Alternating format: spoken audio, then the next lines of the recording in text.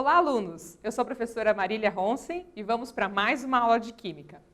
Nosso objetivo hoje, então, é falar sobre o que são os modelos, entender a aplicação de modelos nas ciências e praticar algumas atividades sobre esse assunto. Vamos começar? Então, pensando um pouco sobre esse tema da aula, o que são modelos e qual é a finalidade do modelo? Para que servem os modelos no nosso cotidiano, na ciência e dentro da escola? Então vamos imaginar a seguinte situação. Você está de olhos vendados e de repente uma voz começa a pronunciar palavras e no mesmo instante as palavras tornam-se coisas em sua mente. Vamos exercitar essa atividade? Árvore, cadeira, chinelos, avião, xícara, ventilador. Essas são algumas palavras que foram pronunciadas aqui e que eu tenho certeza que na sua mente surgiram alguns exemplos. Quando eu disse árvore, alguns de vocês pensaram em árvores de floresta, alguns podem ter pensado naquele desenho de árvore, de desenho animado, como a gente faz lá nas aulas de arte quando é criança. Quando a gente fala avião, alguns podem ter pensado em aviões e outros em aviões de brinquedo. Então são modelos e cada pessoa tem uma representação disso, mas uma vez que eu falo avião, árvore ou ventilador, mesmo que o modelo seja um desenho animado ou um real, estamos falando sobre a mesma coisa e todo mundo tem uma imagem referente a essas palavras que foram apresentadas aqui. Essa é uma forma da gente entender o que são os modelos e qual é a importância deles no nosso dia a dia. E aí, quando a gente ouve o termo modelo, inevitavelmente surgem diversos sentidos, mas afinal, o que é um modelo? Um modelo, algumas vezes pode ser um padrão a ser seguido, e outras vezes o modelo é simplesmente a forma mais fácil da gente conseguir compreender um conceito que parece muito difícil. E de uma forma bem simplista, a gente pode dizer o seguinte, que o modelo trata-se de uma representação lógica, um conjunto de mecanismos físicos ou virtuais que permite a representação de um conceito ou produto. Então, o modelo nada mais é do que uma forma da gente conseguir representar um produto ou um conceito e que esse conhecimento seja de fácil acesso para todo mundo. Então, os modelos vêm na nossa vida para facilitar o entendimento. Independente da área da ciência, os modelos têm por finalidade a representação de conhecimentos, fenômenos ou sistemas. O modelo é uma forma estruturada que possibilita a compreensão de tudo aquilo que é descoberto e produzido em qualquer parte do mundo. Então, a partir do momento que um conhecimento ele está bem enraizado e bem organizado, dele se vem um modelo que é difundido por todo mundo e facilita com que esse conhecimento seja do acesso a todos. Ao falarmos sobre modelos e suas representações, encontramos inúmeros tipos de modelos em diversos campos da ciência, como, por exemplo, os modelos de sondagem, que são feitos através de pesquisas ou perguntas, como, por exemplo, aquelas que acontecem no momento das eleições, é uma sondagem da opinião das pessoas, e a partir disso a gente tem modelos, que nesse caso são gráficos, que mostram a intenção dos votos das pessoas que participaram da pesquisa. Temos modelos de fenomenologia, que tem a ver com a observação dos fenômenos, quando, por exemplo, a gente vê no jornal um fenômeno astronômico que vai acontecer ou que já aconteceu, e aí eles fazem um modelo representando aquilo, que na verdade tem escalas gigantescas, mas que ali para a gente se torna um desenho mais simplista do que está acontecendo lá no fenômeno astronômico. Modelos computacionais, que são aqueles que usam o computador para aproximar o que vai acontecer na realidade. Modelos didáticos, usados nas escolas, que temos nos nossos livros. Modelos teóricos, ou seja, aqueles que são descritos majoritariamente por palavras. Os modelos científicos e os modelos matemáticos, que usam equações para distinguir os fenômenos que estão acontecendo. Os principais que nós vamos utilizar nos nossos estudos são os modelos didáticos e os modelos científicos, e é sobre eles que nós vamos falar a partir de agora. Então, o que é um modelo científico? Toda teoria científica contém aspectos idealizados de um pedaço da realidade, e essa idealização é chamada de modelo. A construção de um modelo conceitual começa com a esquematização e a simplificação da realidade. Então, no momento que um cientista está observando um fenômeno na natureza, seja ele macroscópico, ou seja, visto a olho nu, seja ele um fenômeno microscópico, esse cientista começa a analisar pequenas frações desse movimento todo e, a partir disso, ele vai construindo modelos que vão se estruturando até a gente ter um modelo definitivo científico que vai representar aquilo que o cientista está desenvolvendo. Geralmente, os cientistas iniciam a construção de um modelo de algum objeto, fenômeno físico ou virtual, tipo caixa preta, isto é, desprovido de estrutura. Na sequência, se acrescenta uma estrutura simples e segue-se elaborando, refinando, introduzindo elementos, utilizando conceitos matemáticos, até chegar a um modelo que explique ou resolva o que quer ser explicado ou o que queremos resolver. Então, os modelos começam de forma simples e, com o passar das pesquisas e da aquisição do conhecimento, eles vão ficando cada vez mais elaborados para representar os fenômenos que estão sendo observados. Aqui a gente tem alguns exemplos de modelos científicos. Então, nessa primeira fotografia aqui, a gente tem a dupla hélice do DNA. Na próxima, a gente tem o modelo atômico de Bohr. E aqui a gente tem um modelo do fullereno, que é uma estrutura do carbono. Então, essas três figuras aqui mostram modelos que foram desenhados e estruturados para representar coisas que não são vistas a olho nu, mas que, a partir de todas as pesquisas, observou que para se manter determinado fenômeno, é necessário, por exemplo, que o DNA tenha esse formato para que ele possa ter a função que ele tem. Que o modelo atômico de Bohr, dentro do que ele postulou lá, que as substâncias podem se ligar, formando novos compostos, ele precisa ter uma ideia como essa aqui, um desenho como esse, para que as funções possam ocorrer e assim por diante. Então, o modelo ajuda a explicar o porquê de cada uma dessas teorias. Agora, falando de modelos didáticos, são muito importantes, pois que facilitam a aprendizagem e eles têm que ser criativos, prazerosos e acessíveis a todos. Então, o modelo didático pode ser assim, de alguma forma, um modelo científico mais simplista ainda, para que seja acessado para todos, indiferente ali do nível de estudo dentro da escola que está. Então, temos modelos para apresentar para crianças pequenas e modelos didáticos para adolescentes. Assim, a gente vai colocando esses modelos no nível de conhecimento dos estudantes. Então, aqui a gente tem alguns exemplos de modelos didáticos.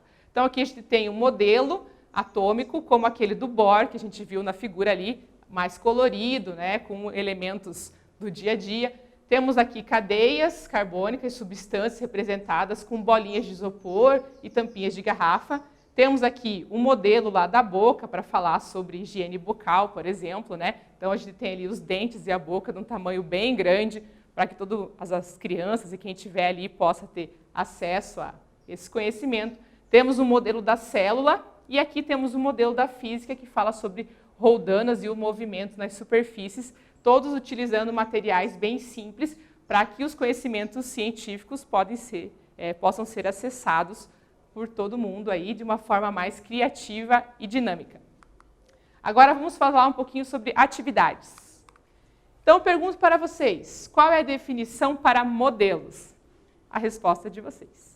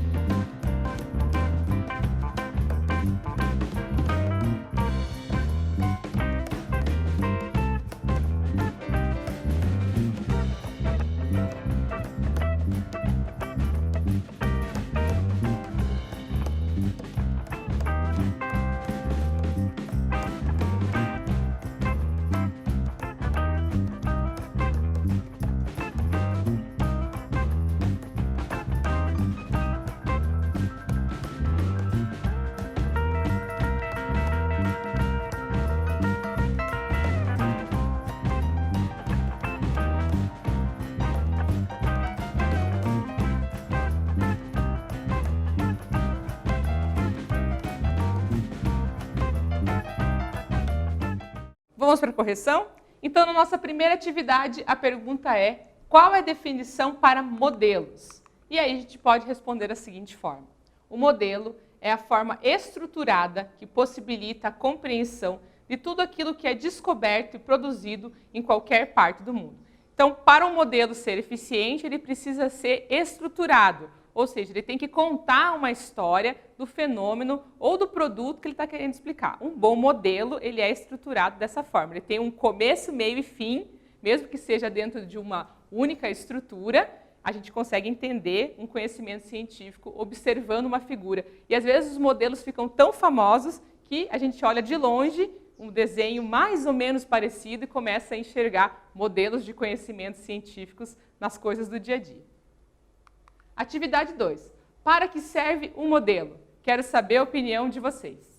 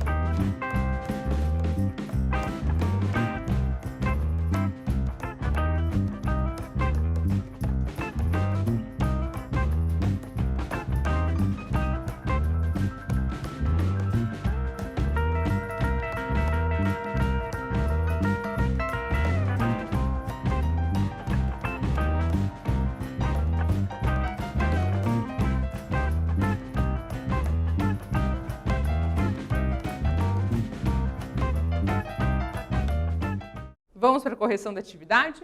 Na atividade 2, então, a pergunta é: para que serve um modelo? E podemos responder da seguinte forma: os modelos, independente da área das ciências, possuem como finalidade a representação física de um objeto ou fenômeno ou conhecimento que é objeto de estudo dos cientistas. Então, a utilidade do modelo é para que os conhecimentos científicos sejam mais acessíveis. Então, a gente usa modelos para conseguir explicar os fenômenos que são observados lá pelos cientistas e dessa forma a gente consegue compreender de maneira mais fácil e trazer para a nossa realidade todo aquele conhecimento científico que muitas vezes, quando está só em palavras, é muito difícil de se compreender. Quando a gente tem um modelo, uma figura, um desenho, um videozinho computacional ou mesmo uma estrutura em 3D, a gente consegue visualizar de forma muito mais fácil os conhecimentos que os cientistas estão produzindo nos laboratórios do mundo todo.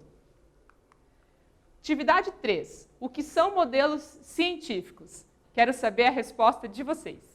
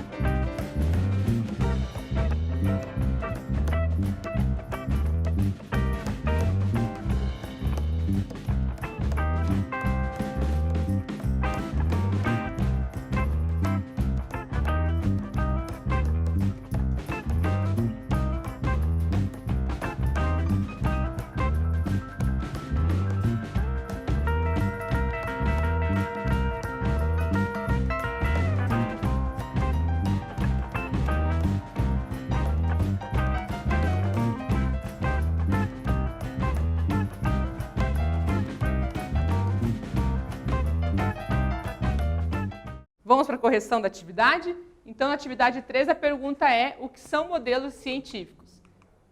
A partir de uma teoria científica, os cientistas realizam, pautados na realidade, a construção de modelo conceitual com esquematização do que se deseja compreender ou resolver até que a teoria se encaixe no modelo e vice-versa. Então, modelos científicos são usados para a gente conseguir explicar uma teoria ou que a teoria se encaixe naquele modelo que o cientista idealizou. Não se preocupe se você está respondendo as suas questões aí e de repente não está igualzinha como a da tela, não tem problema. A gente quer que vocês respondam com as palavras de vocês e como temos questões abertas, se o conteúdo que você escreveu aí está mais ou menos parecido com o que está aqui, está tudo certo, ok? Vamos para mais uma atividade? Atividade 3.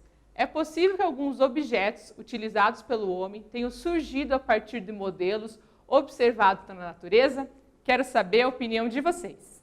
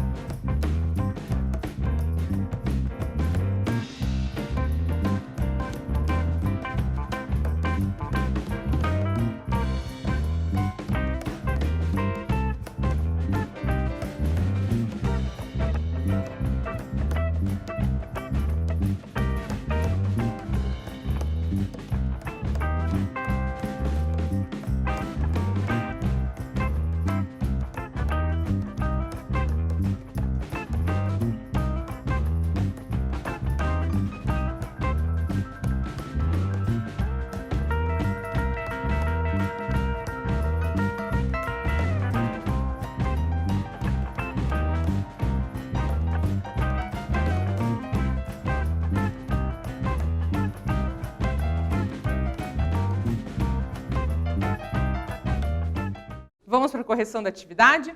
Olha só. É possível que alguns objetos utilizados pelo homem tenham surgido a partir de modelos observados na natureza? Sim, é possível. Os cientistas podem observar, por vezes acidentalmente, o comportamento de uma espécie e, a partir desse momento, faz questionamentos para explicar, criar um modelo e esse se torna um objeto, artefato, roupa, que são de uso prático. Então, na nossa vida, temos vários exemplos de observação na natureza que se tornaram objetos do nosso cotidiano. Se hoje temos aviões que estão por todo lado aí no nosso céu, é porque lá atrás, curiosos, que naquela época nem se chamavam cientistas, como Leonardo da Vinci, por exemplo, estavam observando o voo dos pássaros, dos insetos, como eles conseguiam pairar e utilizar as correntes de ar para subir e descer nos seus movimentos, e a partir desses estudos, foram-se fazendo desenhos, e aí o homem pôde vislumbrar a possibilidade de viajar pelo céu. Então, a observação da natureza traz para a gente inúmeras atividades do nosso dia a dia, e você em casa que está observando alguma coisa, pode se considerar um cientista quando você tem uma ideia que surge a partir da observação de um acontecimento da natureza. Vamos para mais uma atividade? O que são os modelos didáticos? Quero saber a resposta de vocês.